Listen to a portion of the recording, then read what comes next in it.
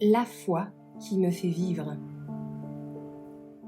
L'étrange acte de Dieu, le 28 novembre. Le dernier appel de la miséricorde. Car l'Éternel se lèvera comme à la montagne de Pérazim. Il s'irritera comme dans la vallée de Gabaon, pour faire son œuvre étrange, pour accomplir son acte étrange. Ésaïe 28, verset 21.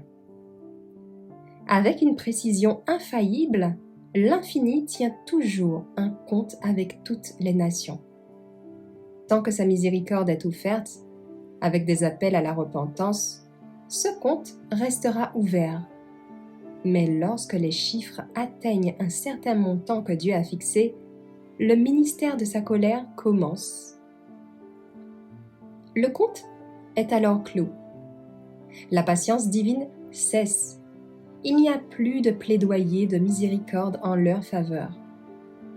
Le prophète, regardant à travers les âges, avait ce temps présenté devant sa mission. Les nations de ce siècle ont été les bénéficiaires de miséricorde sans précédent.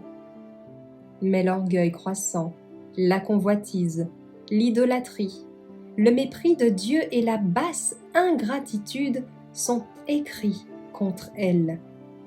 Elles sont en train de fermer rapidement leur compte avec Dieu. La crise approche à grands pas. Les chiffres qui augmentent rapidement montrent que l'heure de la visite de Dieu est arrivée. Pour notre Dieu miséricordieux, l'acte de punition est un acte étrange. « Je suis vivant, dit le Seigneur Dieu. Je ne prends aucun plaisir à la mort des méchants. » Ézéchiel 33, verset 11. Pourtant, il ne va en aucune façon innocenter les coupables. Le Seigneur est lent à la colère et grand en puissance, et il n'acquittera pas du tout les méchants. Exode 34, versets 6 et 7. Naoum 1, verset 3.